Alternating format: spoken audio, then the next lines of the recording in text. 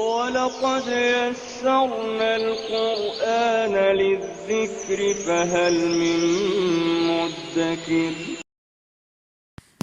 نحمده ونصلي على رسوله الكريم اما بعد فاعوذ بالله من الشیطان الرجیم بسم اللہ الرحمن الرحیم رب اشرح لي صدري ويسر لي امري واحلل عقدة من لساني يفقهوا قولي رب يسر ولا تعسر وتمم بالخير اللهم إني أسألك علما نافعا ورزقا طيبا وعملا متقبلا يا مقلب القلوب ثبت قلبي على دينك آمین اللہم آمین۔ السلام علیکم ورحمۃ اللہ وبرکاتہ۔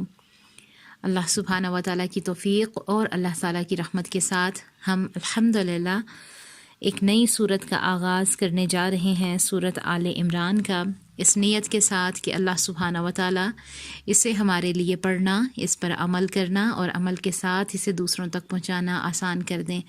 اللہ سبحانہ و تعالیٰ ہماری ان کوششوں کو، محنتوں کو ہم سے قبول فرمائیں اور اس کام کو ہمارے لیے، ہمارے والدین کے لیے، ہمارے اساتذہ کرام کے لیے اور سب سے بڑھ کر میری اور آپ کی آخرت کے لیے بہترین صدقہ جاریہ بنا دیں، آمین۔ اپنے لیسن کا آغاز کریں گے، اس سے پہلے آج ہم خلاصہ کر لیتے ہیں سورت آل عمران کا۔ بہت ہی خوبصورت سورت ہے اور یہ سورت مدنی صورتوں میں سے ہے۔ اس کی تمام آیتیں مختلف اوقات میں ہجرت کے بعد اتریں اور اس کا ابتدائی حصہ یعنی 83 آیات تک عیسائیوں کے وفد نجران کے بارے میں نازل ہوا ہے، جو 9 ہجری میں نبی صلی اللہ علیہ وآلہ وسلم کی خدمت میں حاضر ہوا تھا۔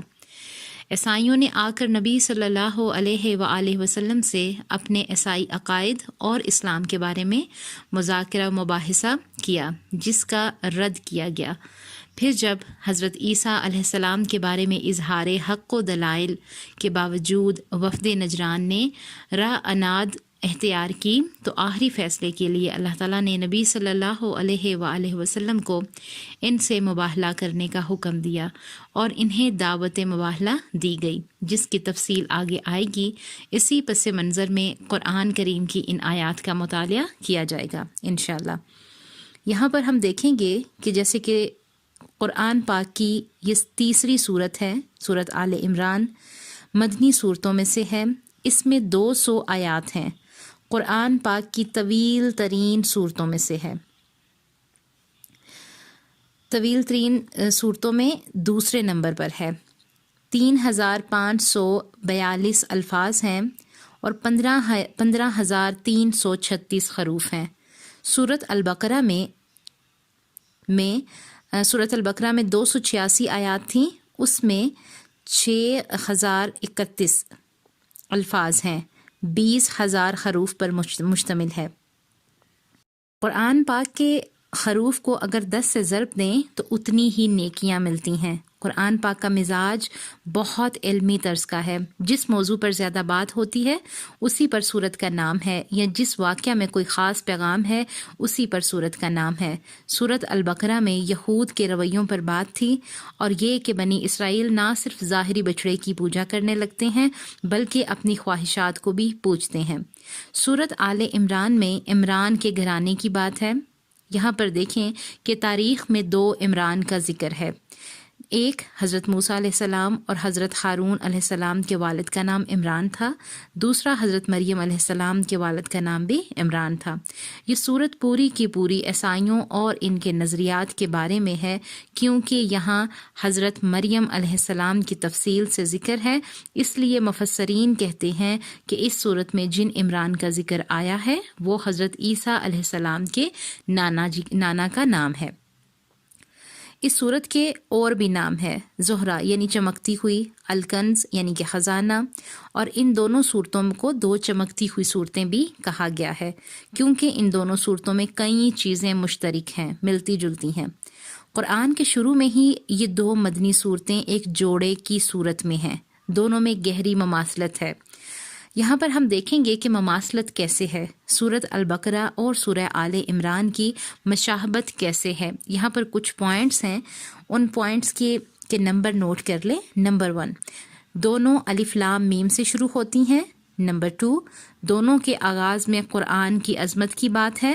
نمبر 3، دونوں کے اختتام میں عظیم آیات ہیں۔ سورۃ البقرہ کے اختتام پر دعاؤں والی آیات ہیں۔ اسی طرح سورہ آل عمران کے آخر میں بھی ایک جامع دعا آتی ہے جو اللہ کے نبی صلی اللہ علیہ وآلہ وسلم تہجد میں پڑھتے تھے۔ نمبر 4، سورۃ البقرہ کی آخری آیات اللہ کے نبی صلی اللہ علیہ وسلم سونے سے پہلے پڑھتے تھے، اور سورہ آل عمران کی آخری آیات تہجد میں۔ نمبر 5، سورۃ البقرہ میں 2 امتوں کا ذکر ہے، ایک بنی اسرائیل اور ایک امت مسلمہ، اور سورۃ آل عمران میں بھی 2 امتوں کا ذکر ہے، اس میں ایک نصارہ یعنی کہ عیسائی اور دوسرا مسلمانوں کا ذکر ہے۔ مسلمان کے مثال کے طور پہ کہ ہم نے سورہ الفاتحہ میں پڑھا اہدنا الصراط المستقیم، دعا مانگی تو اللہ تعالیٰ نے ہمیں صراط الذین انعمت علیہم دکھا دیا کہ نہ تو ہمیں غیر المغضوب علیہم یہود جیسا بننا ہے اور نہ ہی ولا الضالین یعنی عیسائیوں کی تقلید کرنی ہے۔ یہود کل بھی تھوڑے تھے اور آج بھی کم ہیں، لیکن ان کا اثر دنیا پر رہتا ہے۔ عیسائی اس وقت نجران میں تھے۔ نمبر 6، سورۃ البقرہ کا پہلا نصف یعنی کہ شروع کے 18 رکوع تھے، پھر دوسرے حصے میں 22 رکوع تھے۔ سورۃ آل عمران کے بھی 2 حصے ہیں، یعنی کل 20 رکوع ہیں۔ 10 رکوع حصہ اول ہیں جس میں 101 آیات ہیں، دوسرے حصے میں 10 رکوع اور 99 آیات ہیں۔ نمبر 7، سورۃ آل عمران میں بھی سورۃ البقرہ کی طرح مختلف موضوعات پر مبنی آیات ہیں۔ مثال کہ سورۃ آل عمران میں آیت 1 سے آیت نمبر 32 تک تمہید ہے۔ سورۃ البقرہ کے شروع کے 4 رکوع میں تمہید تھی، مومنین، مشرکین، فاسقین اور منافقین کا ذکر تھا۔ یہاں نصارہ کی بات آئے گی کہ حضرت عیسیٰ علیہ السلام کی آمد کی تفصیل بھی ساتھ میں ہم پڑھیں گے۔ نمبر 8، سورۃ آل عمران کا زیادہ حصہ 3 ہجری میں غزوہ احد کے بعد نازل ہوا۔ حضرت عیسیٰ علیہ السلام والا حصہ 9 ہجری میں نازل ہوا، جب عرب کے جنوب میں یمن کی طرف ایک بستی نجران سے کچھ عیسائی مدینہ آئے، وہ حصہ اس وقت نازل ہوا۔ وہ 70 سردار اور پادری نبی صلی اللہ علیہ وآلہ وسلم سے ملنے آئے۔ وہ بات نہیں مانے لیکن تردید بھی نہیں کی۔ سورۃ البقرہ میں بھی 70 یہودی سرداروں کی بات ہوئی تھی۔ نمبر 9، سورۃ البقرہ میں سود کی بات ہوئی تھی، وہ بھی 9 ہجری میں نازل ہوئی تھی۔ نمبر 10، سورۃ البقرہ کی اکثر آیات غزوہ بدر سے پہلے نازل ہوئیں، اور سورہ آل عمران کی اکثر آیات غزوہ احد کے بعد نازل ہوئیں۔ نمبر 11، سورۃ البقرہ کے رکوع نے نمبر 15 سے 18 تک حضرت ابراہیم علیہ السلام کا ذکر تھا۔ سورہ آل عمران میں بھی اسی مقام پر خانہ کعبہ کا ذکر ہے۔ نمبر 12، جہاں دونوں صورتوں کا ادا ہوتا ہے وہاں اے ایمان والو کہہ کے مسلمانوں سے بات کی گئی ہے۔ نمبر 13، قرآن پاک کا کلام ہے، قرآن اللہ کا کلام ہے، اللہ کے خطبات ہیں، اس میں خوبصورت ترتیب ہے۔ سورۃ آل عمران میں نصف سے تقریباً 6 رکوع میں ترتیب سے غزوہ احد کا ذکر ہے۔ اگر غزوہ احد پر مضمون لکھنا چاہیں ہم تو یہاں 60 آیات میں ساری تفصیل موجود ہے۔ نمبر 14، دونوں صورتوں کا اختتام آخری 2 رکوع کے اختتام میں آخری 2 رکوع بہت اہم ہے۔ ایمان کے جزیات پر بات ہوگی، اسلام اور ایمان پر بات ہوگی۔ نمبر 15، سورۃ البقرہ آیت نمبر 136 پر یہ بات ہوئی تھی کہ مسلمانوں کہہ دو ہم ایمان رکھتے ہیں اللہ پر اور اس کے حکم پر جو ہمارے پاس بھیجا گیا، اور اس پر جو حضرت ابراہیم اور حضرت اسماعیل اور حضرت اسحاق اور یعقوب اور اولاد یعقوب کی طرف بھیجا گیا، اور جو موسیٰ و عیسیٰ کو دیا گیا، اس پر بھی جو اور انبیاء کو دیا گیا ان کے پروردگار کی طرف سے، اس کیفیت سے کہ ہم ان میں سے کسی میں بھی تفریق نہیں کرتے اور ہم تو اس کے مطیع ہیں۔ سورۃ آل عمران میں بھی آیت نمبر 84 میں یہی تذکرہ ملتا ہے کہ آپ فرما دیجئے کہ ہم ایمان رکھتے ہیں اللہ پر، اس پر جو ہمارے پاس بھیجا گیا، اس پر جو ابراہیم و اسماعیل و اسحاق و یعقوب اور اولاد یعقوب کو بھیجا گیا، اور اس پر جو موسیٰ و عیسیٰ اور دوسرے نبیوں کو دیا گیا ان کے پروردگار کی طرف سے۔ ہم ان میں سے کسی ایک میں بھی تفریق نہیں کرتے، اور ہم تو اللہ کے مطیع ہیں۔ نمبر 16، سورت البقرہ میں یہود پر مسکنت کی بات ہوئی، سورت آل عمران میں نصارہ پر مسکنت کی بات ہوئی۔ نمبر 18، قرآن کے شروع میں زہراوین چمکتی صورتوں کا جوڑا اور اس کی آخری 2 صورتیں معوذتین کا جوڑا۔ نمبر 18، ترتیب نزول دیکھیں تو سورت البقرہ کے بعد سورت انفال نازل ہوئی تھی۔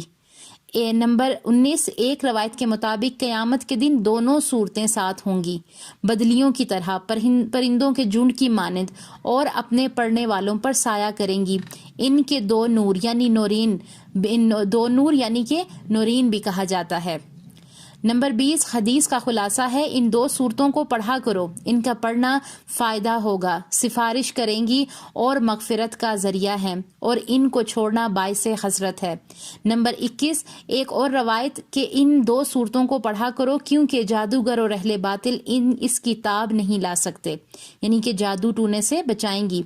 نمبر 22، سورت البقرہ میں ہم نے انسانوں کے 4 گروہوں کا تذکرہ پڑھا تھا، سورت آل عمران میں بھی 4 گروہوں کا تذکرہ ملے گا، شروع میں ہی راسخون اور اہل علم کا تذکرہ ملے گا۔ نمبر 23، سورت البقرہ میں ہم نے حضرت آدم علیہ السلام کی پیدائش کا ذکر پڑھا تھا، یہاں ہم حضرت عیسیٰ علیہ السلام کی پیدائش کا ذکر پڑھیں گے کیونکہ دونوں کی ولادت عام لوگوں سے فرق تھی۔ نمبر 24، سورت آل عمران میں کوئی امر نہیں ہے، یعنی احکام نہیں ہے، دعاؤں کی کثرت ہے۔ نمبر 25، دونوں صورتوں کو ملا کر شمس و قمر بھی کہتے ہیں، سورت البقرہ شمس انداز ذرا گرج والا، اور سورت آل عمران ٹھنڈی صورت ہے۔ اللہ تعالیٰ سے دعا ہے کہ اللہ سبحانہ و تعالیٰ ہمارا فہم کھول دیں اور ہمیں غور و فکر کی توفیق عطا فرمائیں، اور جس طرح ہم نے الحمدللہ سورت البقرہ کو مکمل کیا، ہم غور و فکر کے ساتھ اللہ سبحانہ و تعالیٰ سے دعا کریں گے کہ ہمیں سورت آل عمران کو بھی پڑھنے والا بنائیں، اس پر عمل کرنے والا بنائیں، اور عمل کے ساتھ اللہ سبحانہ و تعالیٰ ہماری نیتوں کو ہم سے قبول فرمائے، آمین۔ انشاءاللہ نیکسٹ لیسن میں ہم اپنے سورت کا آغاز کریں گے۔ ابھی تک ہم نے اس سورت کا خلاصہ کیا، ساتھ میں ہم نے سورت البقرہ کی فضیلت اور سورت آل عمران کی فضیلت پر بات کی۔